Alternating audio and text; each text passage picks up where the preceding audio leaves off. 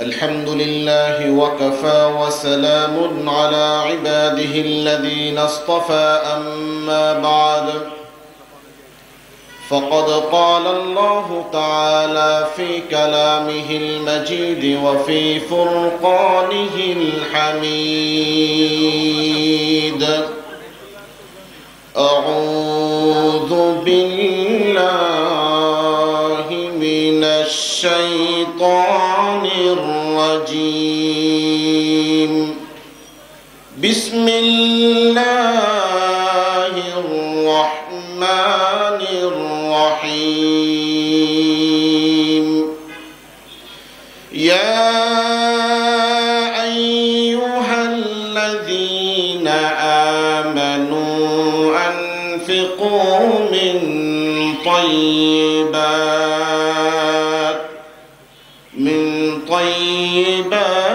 ما كسبتم ومما أخرجنا لكم من الأرض وقال تعالى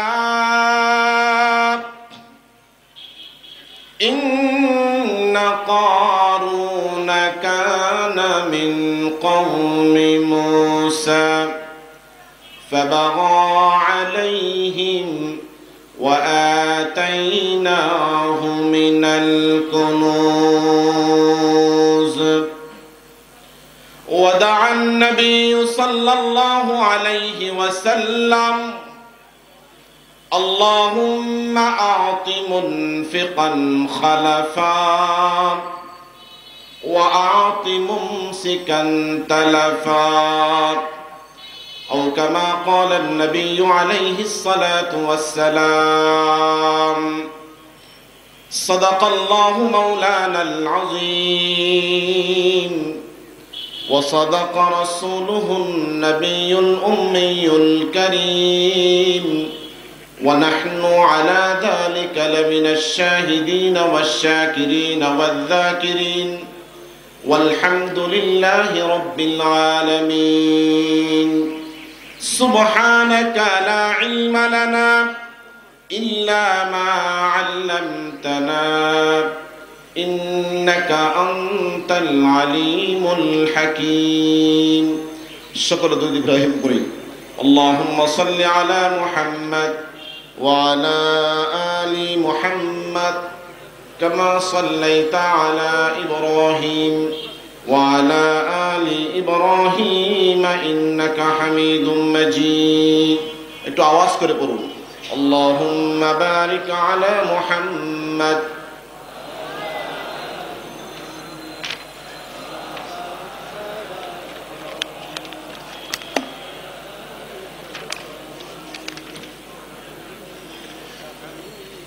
بلغ العلا بكماله كشف الدجى بجماله حسنت جميع خصاله صلوا عليه وآله بلغ العلا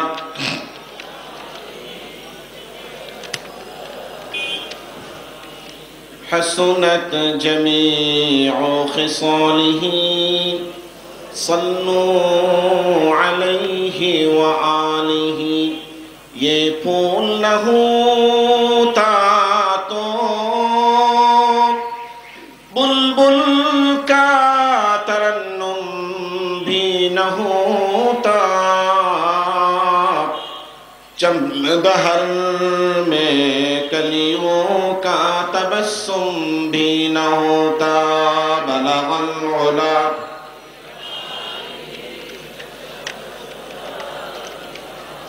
حسنت جميع خصاله صلوا عليه وآله عاشقوں کا دل بنایا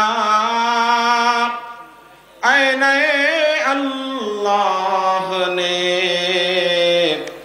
اس کو روشن کر دیا پھر عشق رسول اللہ نے بلغ العلا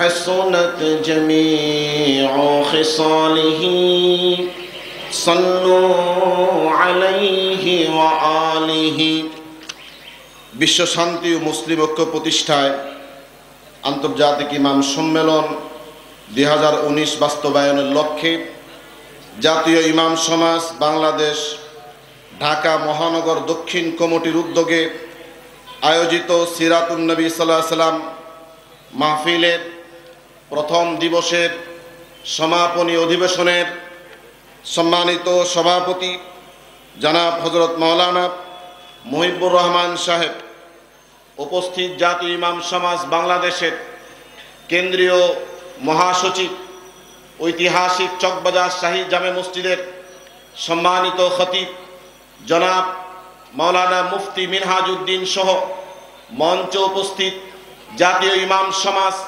বিভিন্ন থানা কমিটির সভাপতি এবং সেক্রেটারিবৃন্দ, কেন্দ্রীয় নেতৃবৃন্দ সহ বিভিন্ন থানা, ইউনিয়ন এবং ওয়ার্ডের নেতৃবৃন্দ, সকলের প্রতি অত্যন্ত মোবারকবাদ জানাচ্ছি।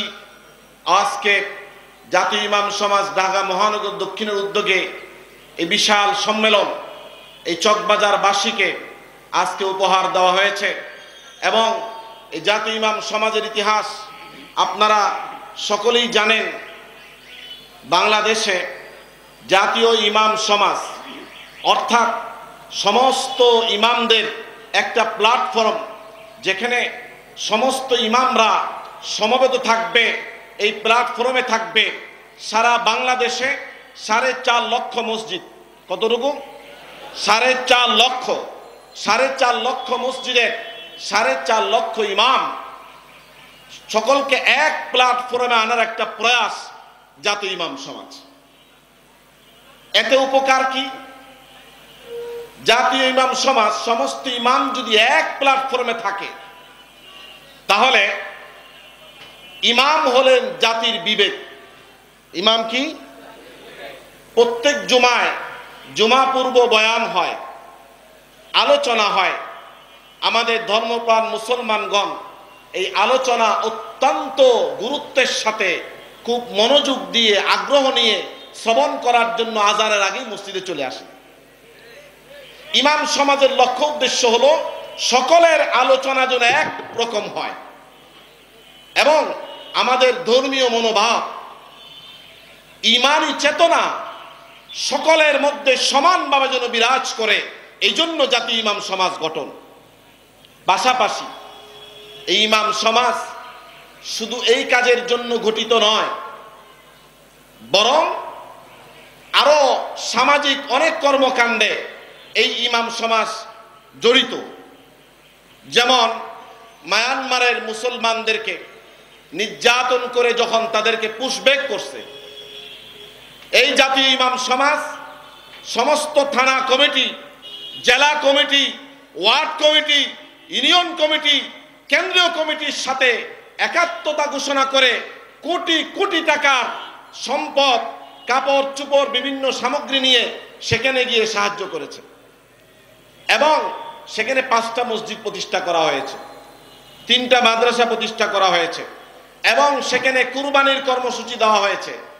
যারা রোহিঙ্গারা আমাদের দেশে এসেছেন, হ্যাঁ, তারা আমরা কুরবানি ঈদের সময় গরু জবাই করে কুরবানির গোশত আমরা খুব মজার সাথে খাই। ইমাম সমাজের বিবেকে জাগলো যে না, কুরবানি কর্মসূচি সেখানে করতে হবে। সেখানে আমরা কুরবানির গরু জবাই দিয়ে সকল পরিবারকে আমরা গোশত বিতরণ করেছি।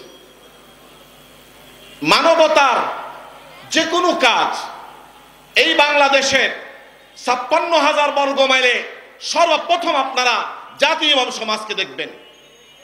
এই পর্যন্ত সমস্ত সেবামূলক কার্যক্রম জাতীয় ইমাম সমাজ আঞ্জাম দিয়েছে আপনাদের সহযোগিতায়। এজন্য আপনাদের কাছে আমি একটু অঙ্গীকার চাই, যখন যেই কাজে জাতীয় ইমাম সমাজ আপনাদেরকে স্মরণ করবে, ইমাম সমাজের ডাকে আপনারা কে কে সাড়া দিবেন? হাত উঠান। আল্লাহ পাক এই হাতগুলোকে কবুল আর মঞ্জুর করেন। সকলে হাত নামান। সম্মানিত উপস্থিতি, আল্লাহ পাক আমাদেরকে জান দিয়েছেন, মাল দিয়েছেন। আমার জানের মালিক কে? মালের মালিক কে? যদি কেউ বলে যে মাল সম্পদ এটার মালিক আল্লাহ না, এটার মালিক হলো আমার পলিসি, তাহলে তার ধ্বংস অনিবার্য। যেমন কারুনকে আল্লাহ পাক সম্পদ দিয়েছে, এত সম্পদ দিয়েছে যে হাজার হাজার ওট, এমনকি 70,000 ওট তাফসীর প্রমাণ করে তার আপনার সম্পদের চাবি বহন করে। আল্লাহ রাব্বুল আলামিন কারুনকে সম্পদ দিয়ে কারুনের কাছে মূসা আলাইহিস সালাতু ওয়াস সালামকে পাঠাইছে, যাও যাকাত চাও। আপনাদের কাছে আমি প্রশ্ন রাখি, আল্লাহ কি অভাবে পড়ে পাঠাইছে? না আল্লাহ অভাবী, না মূসা আলাইহিস সালাম অভাবী। যারা যাকাতের জন্য, যাকাত আদায় করার জন্য ব্যবসায়ীদের কাছে যায়, তারা কি ফকির, অভাবী? জোরে বলেন না কেন, আরো জোরে। মূসা আলাইহিস সালাম অভাবী ছিলেন না, আল্লাহ পাকও অভাবী ছিলেন না। কিন্তু যখন কারুনকে মূসা আলাইহিস সালাম বলছে যে আল্লাহ তোমাকে সম্পদ দিয়েছে, সেই সম্পদ থেকে তুমি আল্লাহর রাস্তায় কিছু দাও, কারুন তেলে বেগুনে জ্বলে উঠছে। বলে কি? কারণ বলে যে এটা তো আল্লাহকে দিল, এটা আমার সম্পদ, আমি কমার্স নিয়ে লেখাপড়া করছি। অনেক ব্যবসায়ী বলে হুজুর এই যে বাড়ি ঘর এই সম্পদ দেখছেন, এগুলো তো আমার ছেলে এই একবারে কমার্স নিয়ে লেখাপড়া করছে, তার পলিসি দেওয়া হয়েছে। এই ব্যবসায়ীর এই কথা আর কারুনের সেই কথা, দুই কথা এক। কারুন বলে কালা ইন্নামা উতিতুহু আলা ইলমিন ইনদি, এই সম্পদ আমার পলিসি দ্বারা হয়েছে, অতএব মূসা তুমি চলে যাও, তোমার আল্লাহ আমাকে সম্পদ দেয় নাই। বলেন নাউজুবিল্লাহ। কারণ এইভাবে মূসা আলাইহিস সালামের সাথে অহংকারমূলক আচরণ শুরু করে। এক পর্যায়ে কারুন তার সম্পদ সহ মিছিল বের করে। মিছিল বের করার পরে মূসা আলাইহিস সালাম পেরেশান হয়ে যান। মুসলমানদের মধ্যে দুইটা গ্রুপ হয়ে যায়, একটা হলো সবল গ্রুপ, একটা দুর্বল গ্রুপ। দুর্বল মুসলমানেরা কারুনের মিছিল দেখে বলতেছে, হায় আল্লাহ যদি আমাদের কেমন সম্পদ দিতেন কতই না ভালো হইতো। সবল মুসলমানেরা কারুনের মিছিল দেখে বলে, ওয়াইলাকুম সাওয়াবুল্লাহি খাইর, আল্লাহ তোমাকে ধ্বংস করুক, সম্পদ থেকে আল্লাহর সওয়াব অনেক উত্তম, সম্পদ থেকে আল্লাহর সন্তুষ্টি অনেক উত্তম, সম্পদ থেকে আল্লাহ প্রদত্ত সন্তুষ্টি অনেক উত্তম। বলেন সুবহানাল্লাহ। এর মধ্যে জমিন আল্লাহর গোলাম। জমিন কার গোলাম? আমি যেমন আল্লাহর গোলাম, আমি যেমন সেজদা করি, আমি যেমন সেজদায় গিয়ে বলি সুবহান রাব্বিয়াল আলা, জমিন জমিনের মতো সেজদা করে। জমিনের ভাষা আল্লাহ বুঝেন, জমিনের ভাষা নবী বুঝেন, জমিনের ভাষা আমরা বুঝি না।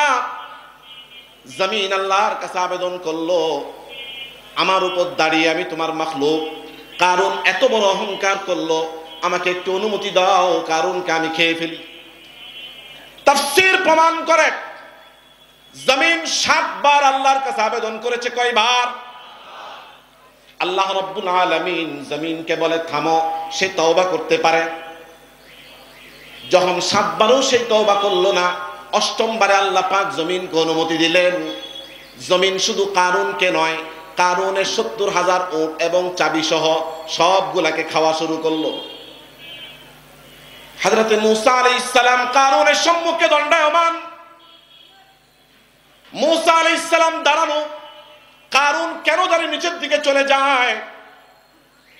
যখন হাঁটু পর্যন্ত চলে যায়, কারুনের এবার বুক জাগ্রত হয়েছে, এবার বিবেক জাগ্রত হলো। এখন বলে মনে হয় আমি ভুল করে ফেলেছি। এখন সে পরিপূর্ণ বিবেক জাগ্রত হয় নাই, মূসা আলাইহিস সালামের কাছে ক্ষমা চায়। মূসা তুমি ক্ষমা করে দাও, ভুল করে ফেলেছি, আর করব না, ক্ষমা করে দাও। মূসা আলাইহিস সালাম চুপচাপ দাঁড়িয়ে আছেন, কোনো জবাব দেন না। যখন দ্বিতীয়বার কোমর পর্যন্ত মাটির নিচে চলে যায়, দ্বিতীয়বার মূসা আলাইহিস সালামের কাছে ক্ষমা চায়। মুসা আলাইহিস সালাম চুপ, কোনো কথা বলেন না। যখন সিনা পর্যন্ত গেড়ে যায় তখন তৃতীয়বার ক্ষমা চায়। আল্লাহর নবী মুসা কোনো জবাব দেন নাই। আল্লাহ রাব্বুল আলামিন কারুনকে মাটির নিচে দাবাইয়া দিয়েছেন, কারণ মাটি আল্লাহর গোলাম। আল্লাহ পাক মাটিকে অর্ডার করেছে তুমি কারুনকে খাও। যখন কারুন নিচে চলে গেল, আল্লাহ রাব্বুল আলামিন মুসা আলাইহিস সালামকে একটা ডাক দিয়েছে। তিনবার কারুন তোমার কাছে ক্ষমা চাইলো, তিনবার তোমার কাছে ক্ষমা চাইলো, তুমি একটিবারের জন্য তাকে ক্ষমা করতে পারলা না। কারণ তিনবার তোমার কাছে ক্ষমা চাচ্ছে, একটিবার যদি আমার কাছে ক্ষমা চাইতো আমি আল্লাহ তাকে ক্ষমা করে দিতাম। ইয়াকে চশমে জাদান গাফিল আযা শাহে নবাশি, ইয়াকে চশমে জাদান গাফিল আযা শাহে নবাশি, শায়দ কে নিগাহে কুনদ আগাহ নবাশি। ও মুসলমান, জমিন আল্লাহর গোলাম, মাটি আল্লাহর গোলাম, পানি আল্লাহর গোলাম, আগুন আল্লাহর গোলাম, বাতাসও আল্লাহর গোলাম। বলেন সুবহানাল্লাহ। পানি আল্লাহর গোলাম। আল্লাহ পাক পানিকে বলছে ফেরাউনকে খাও, পানি ফেরাউনকে হজম করে ফেললো। আবার আল্লাহ পাক দ্বিতীয় অর্ডার করলেন পুরোপুরি খাওয়া যাবে না। ফালইয়াউমা নুনাজ্জিকা বিবাদানিকা লিতাকুনা লিমান খালফাকা আয়া। একটা লাশ যদি পানির মধ্যে এক সপ্তাহ তাকে শেষ হয়ে যায়, আল্লাহ পাক পানিকে বলছে পুরোপুরি খাওয়া যাবে না, ডুবানোর অনুমতি আছে, তবে তাকে পুরোপুরি শেষ করা যাবে না। বিশ্ববাসীর জন্য এই ফেরাউনের লাশকে আমি রেখে দিতে চাই। পানি আল্লাহর অর্ডারে ফেরাউনকে সমুদ্রের এক কিনারার মধ্যে ফালাইয়া দেয়। আল্লাহ পাক আগুনকে বলছে ইব্রাহিমের গায়ে স্পর্শ করা যাবে না। নমরুদ যখন ইব্রাহিম আলাইহিস সালামকে ষড়যন্ত্রমূলক আগুনে নিক্ষেপ করলো, আল্লাহ পাক আগুনকে ডাক দিয়ে বলে ইয়া নারু কুনি বারদাও ওয়া সালামান আলা ইব্রাহিম। আগুন ইব্রাহিম যখন চলে যায়, আগুন ঠান্ডা হয়ে গেছে, শান্তিদায়ক হয়ে গেছে, আগুন না থেকে ফুলের বাগান হয়ে গেছে। বলেন সুবহানাল্লাহ। বাতাস আল্লাহর গোলাম। আল্লাহ পাক বাতাসকে বলছে সুলাইমানের কথাই চলবা। কার কথাই চলবা? আগুন পানি বাতাস মাটি কার গোলাম? আব আতশ খাক বাদো বান্দা আন, আব আতশ খাক বাদো বান্দা আন, বামানো তু মুর্দা বা হক জিন্দা আন। আগুন পানি বাতাস মাটি যদি আল্লাহর গোলাম হয়, ও মুসলমান তুমি ওই চারটা নিয়ামত ভোগ করো। আগুন ছাড়া তোমার চলে না, পানি ছাড়া তোমার চলে না, মাটি ছাড়া তোমার চলে না, বাতাস অক্সিজেন ছাড়া তোমার চলে না। প্রতি সেকেন্ডে সেকেন্ডে চারটা নিয়ামত তুমি ভোগ করো। তুমি কেন আল্লাহর গোলামি করো না? আজান তোমার, ফজরের আজান তোমার ঘুম ভাগায় না, এশার আজান তোমার দোকান থেকে মসজিদে তোমাকে আনে না, আবার তুমি আল্লাহর গোলাম পরিচয় দাও। মুসলমান, এই সকল মাহফিল এই জন্য শিখানো হয়, এই জন্য করা হয় যাতে আমরা আল্লাহর গোলামি শিখি। কার শিখি? আল্লাহ পাক সম্পদ দিয়েছেন, সম্পদের মূল মালিককে।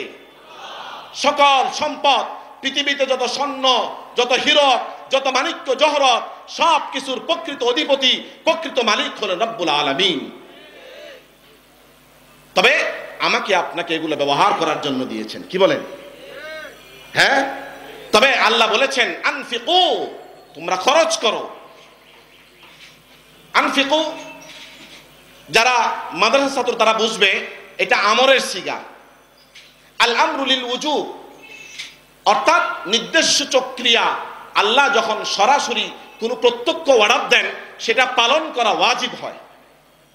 এই মুহূর্তে আপনাদের প্রতি আল্লাহর নির্দেশ বলবো নাকি এটা বললে আবার উঠে চলে যাবেন? কে কে থাকবেন বলেন? আল্লাহ কবুল করেন। জান্নাত কিনতে 1 কোটি টাকাও লাগে, আবার জান্নাত ক্রয় করতে 1 পয়সা দিয়েও ক্রয় করা যায়। কি বলেন? 1 কোটি টাকা দিয়েও জান্নাত পাওয়া যায়, আবার যায় না, কিন্তু 1 টাকা দিয়েও জান্নাত পাওয়া যায়। পাওয়া যায় কিনা? কি বলেন? পাওয়া যায় না? আচ্ছা, সকলে ধৈর্যের সাথে বসবেন। আল্লাহ বলেন আনফিকু, খরচ করো, ব্যয় করো, মিম্মা কাসাবতুম, যা তুমি অর্জন করেছো, যা তুমি কামাই করো, সেখান থেকে তুমি খরচ করো। কামাই করার শক্তি কে দিয়েছেন? আল্লাহ দিয়েছেন। কামাই করার শক্তি কে দিয়েছেন? আল্লাহ দিয়েছেন। এখন খরচ করার ক্ষমতা আল্লাহ পাক আপনাকে আমাকে দিয়েছেন। এজন্য কেউ কথা বলতে পারবো না সম্পদের মালিক আমি। যদি কেউ কথা বলে, সে কারুনের উত্তরসূরি। কার হাসর?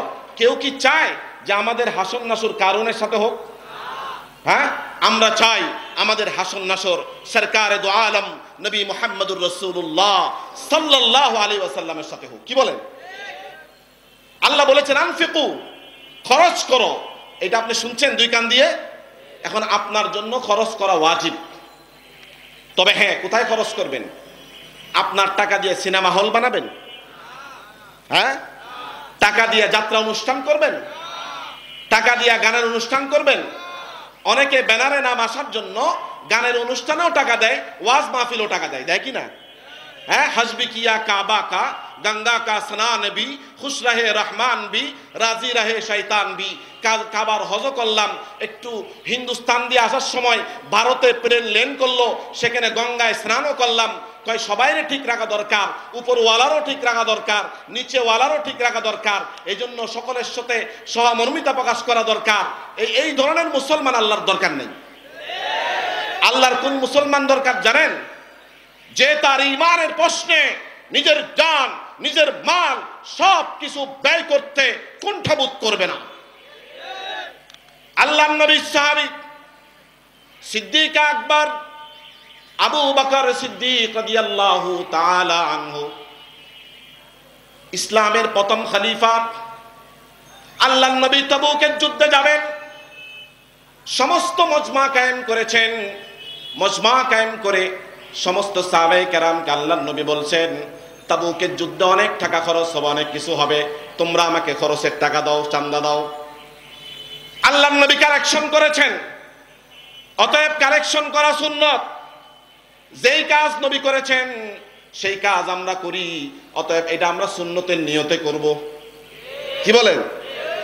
আল্লাহর নবী সমস্ত সাহাবায়ে কেরামকে বলছেন, যার যা আসে নিয়ে আসো।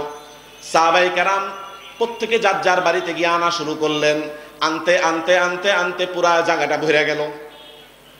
হযরত উসমান রাদিয়াল্লাহু তাআলা আনহু, আল্লাহর নবী প্রশ্ন করলেন, উসমান কত টাকা তুমি আনলা? উসমান বলে 12,000 দিনার আনলাম। কত টাকা? হযরত ওমরকে আল্লাহর নবী জিজ্ঞেস করলেন, ওমর তুমি কি আনলা, কি রাখলা? হযরত ওমর বলেন, আমাকে আল্লাহ পাক যা সম্পদ দিয়েছে তার অর্ধেক আমি নিয়ে এসেছি আল্লাহর রাসূলের জন্য, আর বাকি অর্ধেক পরিবারের জন্য রেখে এসেছি। হযরত ওমর মনে মনে ধারণা করতেছেন, আজকে আবু বকর থেকে আমি ফার্স্ট হয়ে যাব। সব সময় আবু বকর ফার্স্ট থাকে, আজকে আমি ফার্স্ট হয়ে যাব। এখনো পর্যন্ত আবু বকর আসে নাই। আল্লাহর নবী সকলকে জিজ্ঞেস করলেন, আবু বকর কোথায়? সবাই বলতেছে আবু বকরকে দেখা যায় না। এখনো সিদ্দিক আকবর আসে নাই, আবু বকর সিদ্দিক এখনো আসেন নাই। আল্লাহর নবী অপেক্ষা করতেছেন। হযরত ওমর মনে মনে কামনা করতেছেন, আজকে ওমর ফার্স্ট হয়ে যাবে, আজকে আবু বকর দ্বিতীয় হবে, প্রথম হইতে পারবে না দানের ক্ষেত্রে। একটু মনোযোগ দিন ভাইরা আমার। অনেকক্ষণ পরে আবু বকর সিদ্দিক রাদিয়াল্লাহু তাআলা আনহু দুইটা গাঠি নিয়ে আসতেছে। অত্যন্ত ভারী হওয়ার কারণে আস্তে আস্তে হাঁটে হেঁটে আসতেছে, আলগাইতে পারতেছে না, বহন করতে পারছে না। অনেক কষ্ট করে রাসূলুল্লাহর সামনে এসে রাখছে। আল্লাহর নবী জিজ্ঞেস করলেন, আবু বকর উসমান 12,000 দিনার নিয়ে আসছে, ওমর অর্ধেক নিয়ে আসছে, আর অর্ধেক ঘরের জন্য রেখে আসছে। আবু বকর তুমি কতটুকু আনলা, কতটুকু ঘরের জন্য রাখলা? আবু বকর সিদ্দিক বলেন, আমার ঘরের ছোট্ট একটা সুই, ওই সুইটা পর্যন্ত আমি নিয়ে এসেছি, পুরা ঘরটাকে বিরান করেছি, ঘরের মধ্যে একটা সুতাও আমি বাকি রাখি নাই। পরিবারের জন্য আমি কিছুই রাখি নাই, আমার পরিবারের জন্য আমি আল্লাহ এবং আল্লাহর রাসূলকে রেখে এসেছি। মাল দৌলত देख के सब रह गया मेरे लिए, मालो दौलत देख के सब रह गया मेरे लिए, एक खुदा मेरे लिए এক মুস্তফা মেরে লিয়ে। আল্লাহর নবী বললেন, আবু বকর দুনিয়াও পেয়ে গেল, পরকালও পেয়ে গেল। কি পেয়ে গেল? দুনিয়াও পাইল, পরকালও পাইল। আবু বকর সিদ্দিক, এই আবু বকর সিদ্দিকের মতো প্রত্যেক মুসলমানের হওয়া দরকার। কি বলেন? আল্লাহর নবী বলেছেন, আসহাবি কান্নুজুম, আমার এক একজন সাহাবী এক একটা তারকার ন্যায়। এক একজন সাহাবী এক একটা তারকা, এক তারকা দিয়া পুরা এলাকা আলোকিত হয়। কি বলেন? একজন সাহাবীর ঈমান সারা দুনিয়ার সমস্ত মুসলমানের ঈমান যদি এক পাল্লায় রাখা হয়, আবু বকরের ঈমান যদি আরেক পাল্লায় রাখা হয়, আল্লাহর নবী আল্লাহর কসম খেয়ে বলেন, আবু বকরের পাল্লা ভারী হয়ে যাবে। परवाने के लिए चिराग, परवाने के लिए चिराग, और बुलबुल को फूलबास, सिद्दीक के लिए है खुदा का रसूल बास। এক ধরনের কীট পতঙ্গ আছে, ওই কীট পতঙ্গ তার প্রাণ খুঁজে পায় যখন সে রাতের চেরাগ দেখে, আলো দেখে। আবু বকর সিদ্দিক তার প্রাণ খুঁজে পায় রাসূলুল্লাহর চেহারার দিকে তাকাইলে। সিদ্দিক আকবরকে জিজ্ঞেস করা হলো, তোমার প্রিয় মুহূর্ত কোনটি? তোমার প্রিয় পছন্দ কি? সিদ্দিক আকবর বলেন, আমার তিনটা জিনিস পছন্দ। কয়টা? এই তিনটা জিনিস শুধু সিদ্দিক আকবরের পছন্দ নয়, কিয়ামত পর্যন্ত আগত সমস্ত মুসলমানের পছন্দ হওয়া উচিত কিনা? উচিত নয়, হইতে হবে। এক নাম্বার পছন্দ, আন-নাজরু ইলা ওয়াজহিক, দুনিয়ার সমস্ত পেরেশানিকে শেষ করে যখন আপনার চেহারা মুবারকের দিকে তাকাই, তখন আমার সব দুনিয়ার পেরেশানি, পারিবারিক পেরেশানি, ব্যবসায়িক পেরেশানি, সামাজিক পেরেশানি সব শেষ হয়ে যায়। আল্লাহর নবীর চেহারার মধ্যে আল্লাহ এমন চমক রেখেছেন, চেহারাটা এত সুন্দর। পূর্ণিমার রাত, জাবের ইবনে সামুরা রাত 3টার দিকে রাসূলুল্লাহর ঘরে ঢুকছেন। পূর্ণিমার রাত ছিল। একবার পূর্ণিমার চন্দ্রের দিকে তাকান, আর একবার রাসূলুল্লাহর চেহারার দিকে তাকান। সিদ্দিক আল্লাহ রাসূল বলেন, তুমি বারবার এমন করছো কেন? জাবের ইবনে সামুরা বলেন, আল্লাহর কসম, আল্লাহর কসম, ওই পূর্ণিমার চন্দ্র থেকে আপনার চেহারার মধ্যে আলো লক্ষ গুণে বেশি। ওয়া আহসানা মিনকা মা রাআত কাত্তু আইনি ওয়া আজমালা মিনকা লাম তালিদিন নিসাউ খুলিকতা মুবাররাআম মিন কুল্লি আইবিন কাআন্নাকা ক্বাদ খুলিকতা কামা তাশাউ। এইজন্য বলছি, সম্পদ আল্লাহ দিয়েছেন, এই সম্পদের মালিক আল্লাহ। আমাকে শুধু ব্যবহারের জন্য দিয়েছেন, আমাকে শুধু পরীক্ষা করার জন্য যে আমি আল্লাহর জন্য কতটুকু ব্যয় করতে পারি। কি বলেন? এক নাম্বার পছন্দ আবু বকরের।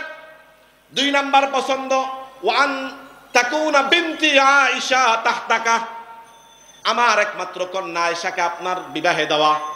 2 নাম্বার পছন্দ। 3 নাম্বার আবু বকরের পছন্দ, ওয়া ইনফাকু মালি আলাইকা, আমার যত সম্পদ আল্লাহ পাক দিয়েছেন সব সম্পদগুলো যেন আপনার জন্য ব্যয় করতে পারি, দ্বীনের জন্য ব্যয় করতে পারি। কি বলেন? আজকে যদি আপনারা আল্লাহর জন্য ব্যয় করেন, হাসর নাসর আবু বকরের সাথে হবে। মান তাশাব্বাহা বিকাউমিন ফাহুয়া মিনহুম, যে যার রূপ ধারণ করে, যে যার বেশ ধারণ করে, যে যার কর্মকে অনুসরণ করে, কিয়ামতের ময়দানে তার হাসর নাসর তার সাথে হবে। বুঝেন নাই? যে সম্পদ আছে, গানের অনুষ্ঠানে দেয় 10,000 টাকা, আর ইমাম সমাজের মাহফিলে দেয় 20 টাকা। কয় টাকা? আর গানের অনুষ্ঠানে কত দেয়? 10,000 টাকা। তার হাসর নাসর হবে কারুনের সাথে। কার সাথে? কারুন। বুঝেন? কারুন মনে আল্লাহর খুব প্রিয় বান্দা। প্রিয় বান্দা দেখে কি আল্লাহ পাক জমিন তারে খাইছে নাকি? কিয়ামত পর্যন্ত খালি যাইতেই থাকবে। কি বলেন? জাতীয় ইমাম সমাজ শুধু আজকের এই মাহফিল না, শুধু এই মাহফিল কেন্দ্রিক জাতীয় ইমাম সমাজ নয়, বাংলাদেশের যে কোনো ক্রান্তি লগ্নে, যে কোনো কাজে জাতীয় ইমাম সমাজ ঝাঁপিয়ে পড়ে। 1 নাম্বার সেবামূলক কাজ।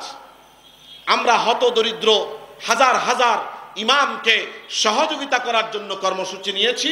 ইতিপূর্বে শত শত আইম্মায়ে মাসাজিদ যারা 50 বছর 40 বছর ইমামতি করে কিন্তু রিটায়ার্ড করার পরে 1 টাকাও পায় না, আছে কিনা? আছে এরকম বাস্তব। বাস রিটায়ার্ড করে 40 বছর চাকরি করার পরে 1 টাকাও পায় না। আমরা ওই সকল ইমামদের কাছে দাঁড়ানোর জন্য আমরা একটা ফান্ড গঠন করেছি। সাথে সাথে সামাজিক যে কোনো কাজ যাতে ইমাম সমাজ 1 নম্বরে থাকে, এই কাজগুলো কি ইমাম সমাজ একা করবেন, আপনারাও করবেন। এজন্য এই মাহফিল না, শুধু মাহফিল এবং সামাজিক কর্মকাণ্ড, রোহিঙ্গাদের সাহায্য, আমরা একবার সাহায্য দিয়া ফটো সেশন করে চলে আসি নাই। আমরা প্রতি মাসে রোহিঙ্গাদের জন্য ঢাকা থেকে লক্ষ লক্ষ টাকা আমাদের মহাসচিব সাহেব পাঠান। কি বলেন? আমাদের সংগ্রামী মহাসচিব সাহেব উনি প্রতি মাসে সেখানে টাকা পাঠান আপনাদের কাছ থেকে কালেকশন করে। এটা মুসলমানদের তাআওয়ানু আলাল বিররি ওয়াত তাকওয়া, আল্লাহ বলেছেন এই সকল কাজে সহযোগিতা করো। এই জন্য এই সকল কাজে জাতীয় ইমাম সমাজ কাজ করছে, আপনারা সহযোগিতা করতে কে কে রাজি আছেন? হ্যাঁ, আল্লাহর নবী সাহাবীদের আবু বকর সিদ্দিকের ঘটনা শুনলেন। সর্বশেষ একটা কথা বলি, হযরত উসমান রাদিয়াল্লাহু তাআলা আনহু, আল্লাহ পাক সাহাবীদের মধ্যে তাকে ধনী বানাইছেন। এক লোক আল্লাহ রসুলের দরবারে আসছে, আয়েশা বলে যে হুজুর আমার কিছু নাই, আমার কিছু সাহায্য করেন। আল্লাহ রসুল বলে যে উসমানের বাড়িতে যাও। ওই লোক আবার উসমানের কাছে কয় গিয়া আমার সালাম বইল। গিয়া দেখে যে হযরত উসমান রাদিয়াল্লাহু তাআলা আনহু তার গোলামকে ধমকাইতেছে। কি কারণে ধমকায়? যে তুলা বাঁচতে গিয়া তুলার বিচির সাথে বেশি তুলা লেগেছিল, ওই বেশি তুলা সহ বিচি ফালাই দিছে। এই দৃশ্য দেখে এই লোক কয় দি মহাকিপটা, এর কাছে আমি আবার চামু, সাহস করে নাই, আইসা বসছে। পরের দিন আবার গেছে আল্লাহ রসুলের দরবারে, কে হুজুর আমার কিছু সাহায্য করেন। রসুল্লাহ বলে যে উসমানের কাছে যাও। এমনকি আল্লাহ রসুলের সঙ্গে সে তর্ক করবে? ঠিক আছে, আবার গেছে। মনে মনে কয় আবার কার কাছে পাঠাইলেন? আজকে গিয়ে দেখে যে গোলামরা ধমকাইতেছে, আপনার চেরাগ, ওই যে বত্তি চেরাগ জ্বালায় না, চেরাগে যে সলতার মধ্যে তেল বেশি দিয়ে দিছে। তেল চিবায় চিবায় না ধমকায়, এত অপচয় করলি কেন? হাই হাই, কার কাছে পাঠাইছে? এই দিয়ে আরো মহাকিপটা। গতকালকে এক দৃশ্য দেখলাম, আজকে আর এক দৃশ্য। না, ওর কাছে আমি সাহায্য চাবো না, সালামও দেবো না। দূরের থেকে এই দৃশ্য দেখা সে বাসায় গেছে না। তৃতীয় দিন আবার রসুল্লাহর দরবারে গেছে, গিয়া কয় আসসালামু আলাইকা ইয়া রাসূলুল্লাহ, আমাকে সাহায্য করেন। তোমার না বললাম উসমানের কাছে যাইতে? হুজুর 2 দিন আমারে পাঠাইছেন, 2 দিন এই 2 দৃশ্য দেখলাম, আমার একটু সাহস দিল না তারে কম। কারণ যে সামান্য তোলার জন্য গোলামরে ধমকায়, আবার একটু তেল বেশি হয়ে গেছে এটার জন্য ধমক দেয়, তার কাছে আমি চাই আমার ধমকের চুল আমার ফেলাই দিব। তুমি যাও, যায় আমার কথা বলো যে আমাকে রসুল্লাহ পাঠাইছেন, আল্লাহ রসুলের পক্ষ থেকে আমি এসেছি, রসুল তোমাকে সালাম বলেছে, রসুল বলছে আমাকে সাহায্য করার জন্য। তৃতীয় দিন গেছে, যেই মাত্র গেছে, যাওয়ার পরে দেখে যে উসমান রাদিয়াল্লাহু তাআলা আনহুর ম্যানেজার আসছে, 100 উট বোঝাই করে সিরিয়া থেকে মাল নিয়ে আসছে। কয়শো উট? 100 উট বোঝাই মাল। হযরত উসমান সিরিয়ায় ব্যবসা করেন, সিরিয়া থেকে মাল আনেন। ওই টাইমে মাল আসছে, ম্যানেজার জিজ্ঞেস করার জন্য আসছে কোন গোডাউনে রাখবো। ওই মুহূর্তে এই ব্যক্তি গিয়ে সালাম দিছে। সালাম দেওয়ার পরে বলছে আল্লাহ রসুল আপনাকে সালাম বলেছে, রসুল্লাহ সাল্লাল্লাহু আলাইহি সাল্লাম আমাকে আপনার কাছে পাঠাইছে, আমার কিছু সাহায্যের দরকার, আমাকে সাহায্য করতে বলছে। হযরত উসমান রাদিয়াল্লাহু তাআলা আনহু খুশিতে আত্মহারা হয়ে গেছে। রসুল্লাহ সাহায্যের জন্য আমাকে পছন্দ করলো। আব্দুর রহমান ইবনে আউফের কাছেও পাঠাইতে পারতো, সাহাবাদের মধ্যে আরো ধনী লোক আছে তাদের কাছে পাঠাইতে পারতো, কিন্তু আমাকে চয়েস করলেন। খুশিতে হযরত উসমানের চেহারা আলোকিত হয়ে গেছে। এরপর ম্যানেজারে বলে রসুলের মেহমানকে আমার ওই 100 উটের কাছে নিয়ে যাও, যে উটটা তার পছন্দ তাকে দিয়ে দাও মাল সহ। ব্যবসায়িক উট যখন আসে, উটের কাফেলা যখন আসে, 1 নাম্বার সামনের উট যেটা থাকে ওইটা থাকে উৎকৃষ্ট। ওইটা কি থাকে? উৎকৃষ্ট। ওইটার মধ্যে সব দামি মালগুলা থাকে, আর উটটাও থাকে কি? উৎকৃষ্ট। হযরত উসমান রসুলের মেহমানকে পাঠাইছে ম্যানেজারকে দিয়া, যে এই উনি যেটা পছন্দ করে সেটা দিবা। তো স্বাভাবিকভাবে তার পছন্দ হবে কোনটা বলেন তো? যেই উটটা 1 নম্বরে আছে। এই একটা আরেকটা পয়েন্ট হলো 100 উট 50টা উট একসাথে যদি চলে তাহলে সামনের উট যেদিকে যায় পেছনের উট সেদিকেই যায়। কি বলেন? এখন ওনার পছন্দ হয়েছে 1 নাম্বারটা। পছন্দ হওয়ার পরে ম্যানেজার দৌড়ে উসমান রাদিয়াল্লাহু তাআলার কাছে আসছে, ওনার 1 নাম্বার পছন্দ হয়েছে, দিয়ে দাও 1 নাম্বারের লেগাম আমার রসুলের মেহমানের হাতে ধরায় দাও। রসুলের মেহমান 1 নাম্বার উটের লেগাম দিয়ে চলছে আর বাকি 99 উট তার পিছে পিছে চলছে। ম্যানেজার দৌড়ে আবার আসছে, হুজুর দুর্ঘটনা ঘটে গেছে। কি হয়েছে? কয় 1 নাম্বার পছন্দ হয়েছে, 1 নাম্বারের লেগাম ধরে সে টানে, বাকি 99 তার পিছনে পিছনে যায়, বাকিগুলো তো রূপ ফিরাইতে পারতেছি না। হযরত উসমান আনন্দ আত্মহারা হয়ে আল্লাহর দরবারে সিজদায় পড়ে গেছে। আল্লাহ আমার মালকে পছন্দ করছে, একটু আগে রাসূলুল্লাহ পছন্দ করেছিল, এখন আল্লাহ পছন্দ করছে, 100 উট তাকে দিয়ে দাও। এই ছিল সাহাবায়ে কেরামের বদান্যতা, তাদের দানশীলতা।